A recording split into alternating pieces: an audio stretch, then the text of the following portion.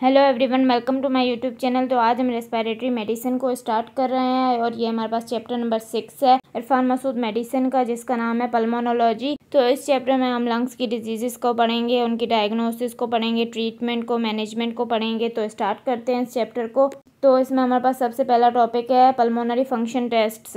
तो pulmonary function test क्या होते हैं? तो पल्मोनरी फंक्शन टेस्ट हम इसलिए करवाते हैं ताकि हमें पता चल सके कि हमारे लंग्स अच्छे से काम कर रहे हैं या नहीं, मतलब उनमें कोई डिजीज़ तो नहीं हो गई है। तो पल्मोनरी फंक्शन टेस्ट में हम लंग वॉल्यूम्स को, लंग कैपेसिटीज़ को देखते हैं। इसके अलावा पल्मोनरी फंक्शन टेस्ट में हम diffusion capacity of carbon monoxide देखते हैं और पीक एक्सपायरेटरी फ्लो देखते हैं। तो जो हम लंग वॉल्यूम्स और कैपेसिटीज़ देखते हैं ना, वो हम स्पायरोमेट्री से चेक करते हैं। तो हमारे पास टोटल 4 लंग वॉल्यूम्स होते हैं और 4 लंग कैपेसिटीज़ होती हैं। तो जब हम लंग वॉल्यूम्स को ऐड करते हैं, मतलब 2 लंग वॉल्यूम्स को या 2 से ज़्यादा लंग वॉल्यूम्स को ऐड करते हैं, तो उससे हमारे पास लंग कैपेसिटीज़ बनती हैं। तो ये मैं आपको एक डायग्राम बनाकर समझाती हूँ। तो जब हम नॉर्मल रेस्टिंग कंडीशन में बैठे होते हैं और नॉर्मल एयर को इनहेल एक्सहेल कर रहे होते हैं, मतलब कि नॉर्मली सांस ले रहे होते हैं, तो उसको हम क्या बोलते हैं? Tidal volume. तो ये हमारे पास क्या है? Tidal volume.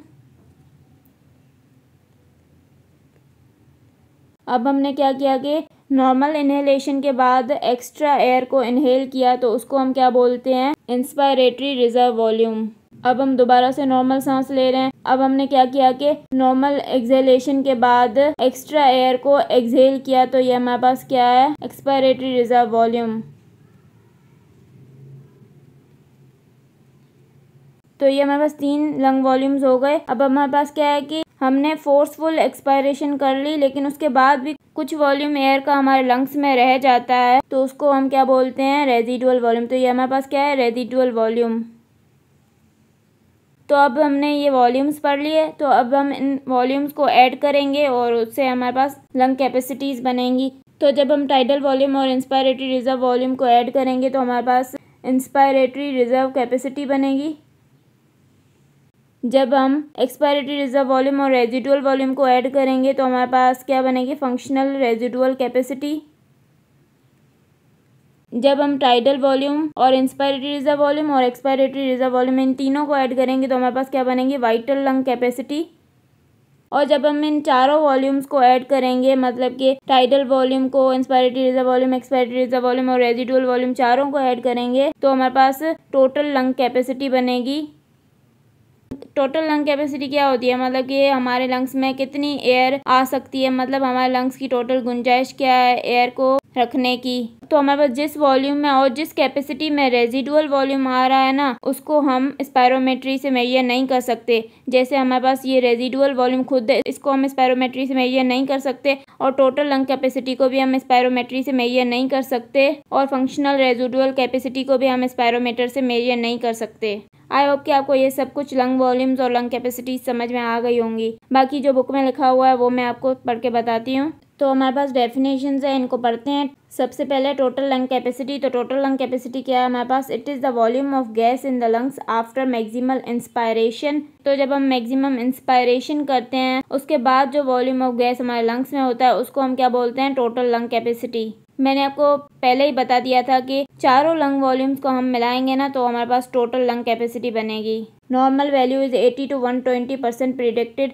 नॉर्मल वैल्यू क्या है हमारे पास? 80 to 120%। इसके बाद है हमारे पास रेजिडुअल वॉल्यूम। रेजिडुअल वॉल्यूम क्या है? It is the volume of gas remaining in lungs after forced maximal expiration. तो जब हम फोर्सफुली मैक्सिमम एक्सपायरेशन करते हैं, उसके बाद भी हमारे पास जो वॉल्यूम ऑफ गैस लंग्स में रह जाता है, उसको हम बोलते हैं रेजिडुअल वॉल्यूम। तो ये हमारे पास क्या है? Normal value is 80 to 120%। इसकी भी हमारे पास नॉर्मल वैल्यू 80 to 120% है। वाइटल कैपेसिटी क्या है हमारे पास? It is the volume of gas exhaled with maximal forced expiration. तो वाइटल कैपेसिटी में हमारे पास 3 वॉल्यूम्स थे ना, tidal volume, inspiratory reserve volume और expiratory reserve volume. Vital capacity को मैं इस तरह समझा सकती हूँ कि हम कितनी हवा एक लंबी गहरी सांस लेने के बाद बाहर निकाल सकते हैं। तो ये हमारे पास टोटल लंग कैपेसिटी और वाइटल कैपेसिटी दोनों के फॉर्मूले यहीं पे लिखे हुए हैं। तो total lung capacity is equal to RV plus vital capacity. तो टोटल लंग कैपेसिटी में हमारे पास चारों वॉल्यूम्स आ जाते हैं ना, तो रेजिडुअल वॉल्यूम तो अकेला लिखा हुआ है इन लोगों ने। वाइटल कैपेसिटी में हमारे पास 3 वॉल्यूम्स होते हैं ना, तो जब हम इन चारों को प्लस करेंगे, ये टोटल लंग कैपेसिटी हो जाएगी। और vital capacity is equal to total lung capacity minus residual volume. तो जब हम टोटल लंग कैपेसिटी से रेजिडुअल वॉल्यूम को माइनस कर देंगे तो वो वाइटल कैपेसिटी हो जाएगी, क्योंकि वाइटल कैपेसिटी में हमारे पास सिर्फ 3 वॉल्यूम्स थे। अब हमारे पास क्या है, FeV1 to FVC is ratio. तो हमारे पास forced expiratory volume in 1 second to force vital capacity का रेशियो हम देखेंगे। तो पहले हमारे पास फोर्स एक्सपायरेटरी वॉल्यूम क्या होता है। Force expiratory volume measures air movement in and out of lungs. तो फोर्स एक्सपायरेटरी वॉल्यूम हमारे पास क्या मेजर करता है, एयर की मूवमेंट को मेजर करता है कि कितनी हवा लंग्स से बाहर आ रही है, कितनी हवा लंग्स के अंदर जा रही है। तो इससे हमें ये पता चलता है। Force expiratory volume at 1 second is FeV1। तो जब हम force expiratory volume at 1 second check करते हैं, मेजर करते हैं, तो उसको हम बोलते हैं force expiratory volume at 1 second. मतलब कि पहले सेकेंड में हमारे पास कितनी हवा लंग्स के बाहर जा रही है, तो उसको हम बोलते हैं force expiratory volume in 1 second. FVC is forced vital capacity.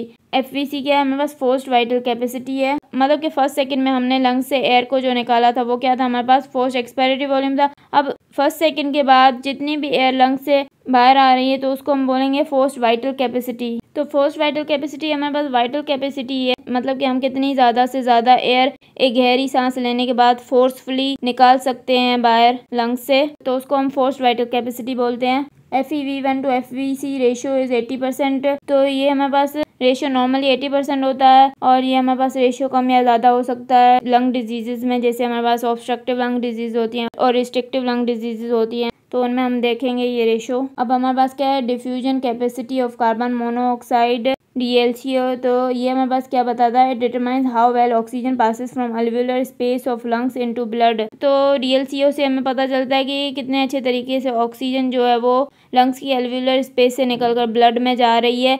इसमें हम क्या करते हैं कि कार्बन मोनोऑक्साइड को लेते हैं, क्योंकि कार्बन मोनोऑक्साइड बहुत ज़्यादा जल्दी से बाइंड कर जाती है हीमोग्लोबिन के साथ। तो हम क्या करते हैं कि कार्बन मोनोऑक्साइड को बाहर से देते हैं पेशेंट को, और फिर हम चेक करते हैं कार्बन मोनोऑक्साइड कितनी ब्लड में गई है, तो उसे हमें पता चल जाता है कि जो अल्वियोलर स्पेसेस है लंग्स की वो सही है या नहीं है। In obstructive lung disease decrease DLCO is seen in emphysema. Obstructive lung disease में हमारे पास जो है वो डिक्रीज DLCO हमें एम्फाइसीमा में नजर आता है। एम्फाइसीमा में क्या होता है कि हमारे पास जो अल्वियोलर स्पेसेस होती हैं उनकी जो वॉल्स होती हैं वो डैमेज हो जाती हैं, तो फिर क्या होगा, हमारे पास सही से ऑक्सीजन जो है वहाँ से नहीं जा सकेगी, ब्लड में डिफ्यूजन सही से नहीं हो सकेगी। और जो हमारे पास दूसरी डिजीज होती है ना ऑब्स्ट्रक्टिव लंग डिजीज में, अस्थमा होता है, क्रोनिक ब्रोंकाइटिस होती है, उनमें हमारे पास DLCO डिक्रीज नहीं होता है, क्योंकि उनमें मसला जो है वो ब्रोंक्यूल्स के लेवल पे होता है, ना कि अल्वियोलर स्पेस के लेवल पे। In restrictive lung disease decrease DLCO is seen in interstitial lung diseases. Restrictive lung diseases में क्या होता है कि हमारे पास DLCO हमें कहाँ पे नजर आता है, इंटरस्टिशियल लंग डिजीज में, मतलब जो लंग्स के सराउंडिंग में जो इंटरस्टिशियम होता है, अगर इंटरस्टिशियम में हमारे पास फाइब्रोसिस हो जाए तो फिर हमारे पास गैसीय सेक्शन सही से नहीं होगा, तो इसलिए DLCO वहाँ पे भी डिक्रीज हो जाएगा। क्योंकि हमारे पास जो ऑब्स्ट्रक्टिव लंग डिजीज होती है ना उनमें क्या होता है, लंग्स में एयर ट्रैप हो जाती है, मतलब कि किसी भी ऑब्स्ट्रक्शन की वजह से एयर जो है वो लंग्स के बाहर नहीं जा सकती है, इसलिए वो ट्रैप हो जाती है अंदर। और रिस्ट्रिक्टिव लंग डिजीज में क्या होता है कि जो लंग्स होते हैं ना उसमें फाइब्रोसिस हो जाती है, तो उनमें एयर अंदर नहीं एंटर कर सकती है, मतलब कि जब हम इनहेल करते हैं ना तो एयर अंदर नहीं जा सकती है, क्योंकि लंग्स हमारे सिकुड़ जाते हैं, रिस्ट्रिक्ट हो जाते हैं फाइब्रोसिस की वजह से। अब हमारे पास क्या है, obstructive and restrictive lung diseases में ये हमारे पास कुछ वॉल्यूम्स और कैपेसिटीज़ हैं, तो इनको हम देखते हैं, कंपेयर करते हैं कि किस में कौन सा वॉल्यूम ज़्यादा है, कौन सी कैपेसिटी ज़्यादा है, और किस में कौन सी कैपेसिटी और कौन सा वॉल्यूम कम है। तो टोटल लंग कैपेसिटी हमारे पास ऑब्स्ट्रक्टिव लंग डिजीज में इंक्रीज होती है, जैसा कि मैंने अभी आपको बताया कि ऑब्स्ट्रक्टिव लंग डिजीज में एयर ट्रैप हो जाती है, तो हमारे पास टोटल लंग कैपेसिटी इंक्रीज हो जाती है, क्योंकि लंग्स बहुत ज़्यादा एयर को जमा कर लेते हैं। रिस्ट्रिक्टिव लंग डिजीज में टोटल लंग कैपेसिटी डिक्रीज हो जाती है, क्योंकि इनमें फाइब्रोसिस हो जाती है लंग्स की, तो एयर एंटर ही नहीं कर सकती, तो लंग्स में बिल्कुल कम एयर होती है, मतलब कि लंग्स एयर को जमा नहीं कर सकते ज़्यादा, तो टोटल लंग कैपेसिटी डिक्रीज होती है। रेजिडुअल वॉल्यूम, तो हमारे पास रेजिडुअल वॉल्यूम क्यों इंक्रीज होता है ऑब्स्ट्रक्टिव लंग डिजीज में, वो इसलिए इंक्रीज होता है क्योंकि हमारे पास लंग्स में बहुत ज़्यादा एयर ट्रैप हो जाती है, तो हम फोर्सफुल एक्सपायरेशन कर भी लें तो उसके बाद भी लंग्स में बहुत ज़्यादा एयर रह जाती है, वो एयर जो लंग्स से निकल ही नहीं सकती, तो उसको हम बोलते हैं रेजिडुअल वॉल्यूम, तो वो इंक्रीज हो जाती है। तो रिस्ट्रिक्टिव लंग डिजीज में हमारे पास रेजिडुअल वॉल्यूम क्यों डिक्रीज होता है, वो इसलिए डिक्रीज होता है क्योंकि इनमें हमारे पास क्या होता है कि लंग की फाइब्रोसिस होती है और एयर तो लंग्स में एंटर नहीं कर सकती, लेकिन एक्सपायरेशन के टाइम तो एयर सही से निकलती है। तो हमारे पास इतनी ज़्यादा एयर नहीं होती जितनी इसमें से निकल जाती है। तो हमारे पास जो अमाउंट ऑफ एयर हमेशा लंग्स में रहता है वो हमारे पास क्या होता है, फिर डिक्रीज़ हो जाता है, मतलब कि रेजिडुअल वॉल्यूम इसमें डिक्रीज़ हो जाता है, क्योंकि इतनी एयर आई नहीं थी जितनी वो निकल गई। तो हमारे पास रेजिडुअल वॉल्यूम बहुत कम रहता है इसमें। अब हमारे पास क्या है, forced expiratory volume in 1 second. ये हमारे पास ऑब्स्ट्रक्टिव लंग डिजीज़ में डिक्रीज़ हो जाता है। ये क्यों डिक्रीज़ होता है, तो ऑब्स्ट्रक्टिव लंग डिजीज़ में क्या होता है कि जब हमारे पास एयर को बंदा इनहेल करता है तो वो आसानी से कर लेता है, लेकिन जब एक्सहेल करता है ना तो वो बहुत मुश्किल से करता है। तो वो जब फर्स्ट सेकंड में वो एक्सहेल करता है ना तो वो कर ही नहीं पाता है, तो इसलिए उसकी forced expiratory volume in 1 second decrease होती है। लेकिन रिस्ट्रिक्टिव लंग डिजीज़ में वो forced expiratory volume in 1 second normal होती है या डिक्रीज होती है। तो रिस्ट्रिक्टिव लंग डिजीज़ में क्या होता है कि जो पेशेंट होता है वो एयर को इनहेल नहीं कर सकता, क्योंकि उसके लंग्स फाइब्रोस हो गए हैं, स्टिफ हो गए हैं, मतलब कि सुकड़ गए हैं। लेकिन उसके लंग्स में जितनी एयर होगी वो पहले सेकंड में आसानी से निकल जाएगी, क्योंकि कोई ऑब्स्ट्रक्शन ही नहीं है रास्ते में। तो forced expiratory volume in 1 second क्या है, वो हमारे पास यहाँ पे नॉर्मल रहेगा या डिक्रीज होगा। अब हमारे पास क्या है, ratio forced expiratory volume in 1 second divided by forced vital capacity. ये हमारे पास डिक्रीज होता है ऑब्स्ट्रक्टिव लंग डिजीज़ में। तो ऑब्स्ट्रक्टिव लंग डिजीज़ में वो पहले सेकंड में तो एयर को एक्सहेल नहीं कर पाएगा, लेकिन आहिस्ता आहिस्ता वो जोर लगा लगा के आहिस्ता आहिस्ता वो एयर को निकाल ही लेगा। तो फोर्स्ड वाइटल कैपेसिटी उसकी डिक्रीज़ होती है, लेकिन इतनी ज़्यादा डिक्रीज़ नहीं होती, उसका फोर्स्ड एक्सपायरेटरी वॉल्यूम ज़्यादा डिक्रीज़ होता है। तो ओवरऑल रेशियो हमारे पास क्या आता है, डिक्रीज़ आता है। तो हमारे पास जो ऑब्स्ट्रक्टिव लंग डिजीज़ होती है ना, उनमें हमारे पास जो FEV1 होता है ना वो हमारे पास ज़्यादा डिक्रीज़ होता है, और हमारे पास जो FVC है ना वो कम डिक्रीज़ होता है। तो हमारे पास अगर न्यूमरेटर जो है वो ज़्यादा डिक्रीज़ होगा देन डिनोमिनेटर, तो हमारे पास रेशियो क्या आएगा, डिक्रीज़ आएगा। अब हम रिस्ट्रिक्टिव लंग डिजीज़ में देखते हैं, तो उसमें हमारे पास ये रेशियो जो है ना वो इंक्रीज़ होता है। उसमें इंक्रीज़ क्यों होता है, क्योंकि FEV1 उसमें हमारे पास जो है ना वो या तो नॉर्मल होता है या तो कम डिक्रीज़ होता है, लेकिन हमारे पास जो FVC है ना उसमें वो ज़्यादा डिक्रीज़ होता है। तो इसमें हमारे पास जो न्यूमरेटर है ना वो हमारे पास कम डिक्रीज़ है एज़ कम्पेयर टू डिनोमिनेटर, तो हमारे पास रेशियो जो आएगा वो इंक्रीज़ आएगा। तो रिस्ट्रिक्टिव लंग डिजीज़ में क्या होता है कि हमारे पास जो पेशेंट होता है ना वो फर्स्ट सेकंड में जो है ना वो एयर को आसानी से निकाल लेता है, मतलब जितनी भी लंग्स में एयर होती है सारी निकल जाती है। अब फर्स्ट सेकंड के बाद पेशेंट के लंग्स में एयर इतनी होती नहीं है, तो हमारे पास जो फोर्स्ड वाइटल कैपेसिटी है ना वो डिक्रीज़ होती है, क्योंकि रिस्ट्रिक्टिव लंग डिजीज़ में फाइब्रोसिस की वजह से इतनी एयर अंदर आती नहीं है लंग्स के। तो फर्स्ट सेकंड में तो जितनी एयर होती है वो निकल जाती है, बाद में फोर्स्ड वाइटल कैपेसिटी मतलब वो बाद में जितनी भी फोर्स लगा लेना फिर एयर निकलती ही नहीं है। इसके कंपेयर हमने ऑब्स्ट्रक्टिव लंग डिजीज़ में देखा था ना कि पेशेंट से फर्स्ट सेकंड में इतनी एयर नहीं निकल रही थी, लेकिन बाद में वो कोशिश करके सारी एयर निकाल रहा था। तो ये हमने रेशो को पढ़ लिया। अब हमारे पास है पीक एक्सपायरेटरी फ़्लो।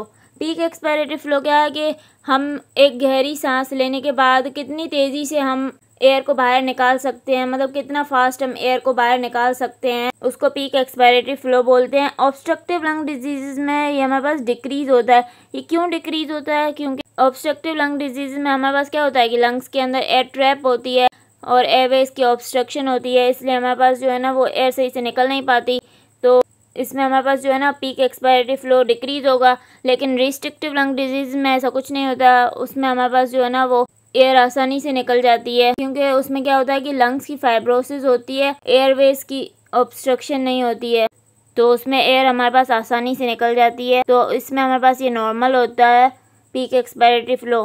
तो ये हमने सारे पल्मोनरी फंक्शन टेस्ट को पढ़ लिया। अगर आपको मेरा लेक्चर पसंद आया तो प्लीज़ मेरे चैनल को सब्सक्राइब करें, लाइक करें और बेल आइकन को प्रेस करें। Thank you.